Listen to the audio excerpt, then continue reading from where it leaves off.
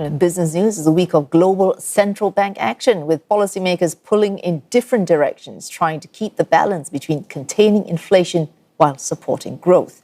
Taiwan Central Bank keeping its benchmark discount rate unchanged at 2%, even as it sharply raised this year's growth forecast by more than 1 percentage point to 9.45%.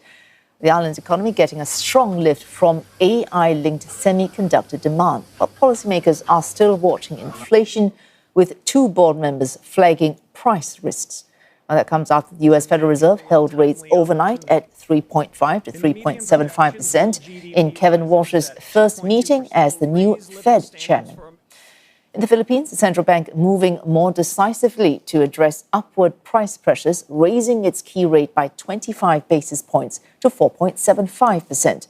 It's the second straight hike, with inflation still well above target, despite easing to 6.8% in May.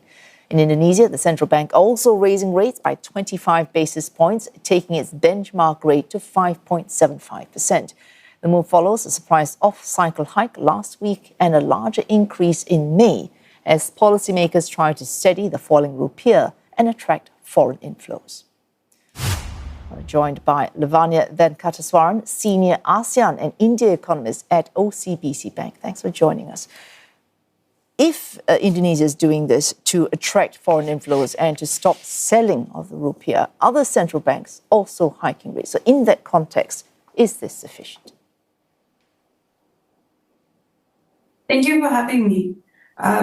Yes, I think Indonesia's move it's fairly idiosyncratic to Indonesia, and it represents the fact that BI has really been stepping up its measures since we've seen a slide in Indonesian assets starting towards the mid of May.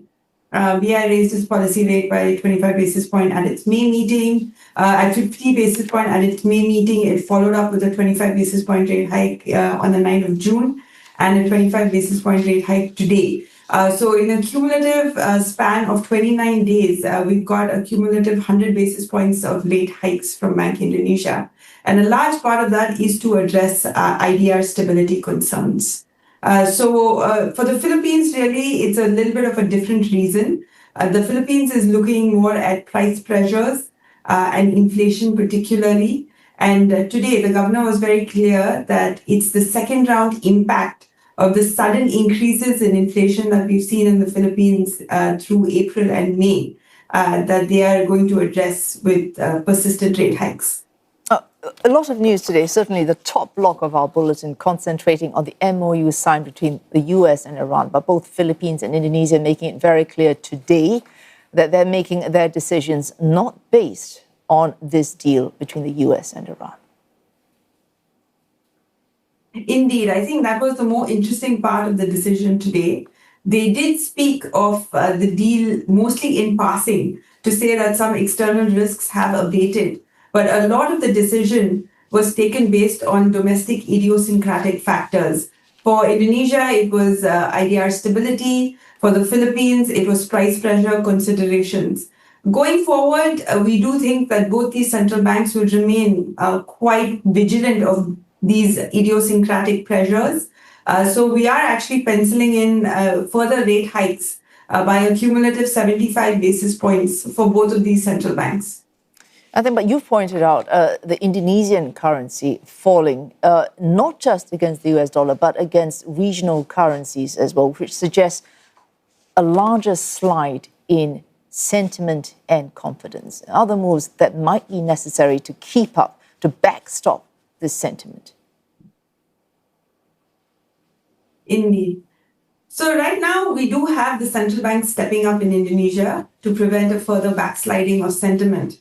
But apart from that, we do need, or there is a case to be made that the government could also follow up with assurances to investors by either materially cutting back on certain flagship expenditures, such as the free meal scheme, providing longer timelines and constructive discussions, particularly regarding some of the newly introduced policies, especially the export policies for commodities. And a final question, I'm afraid I have to bring you right back again to that US-Iran MOU, because Indonesia last week raising the price of a type of fuel that, to be fair, it has not subsidized up to this point. So the suggestion, which you have pointed out as well, that fuel subsidies in Indonesia, the fact that they have not withdrawn these subsidies might have been a very big burden on their fiscal resources. So this MOU, that might come, at least as far as fiscal fuel subsidies go, a very big easing of pressure for Jakarta. Final question.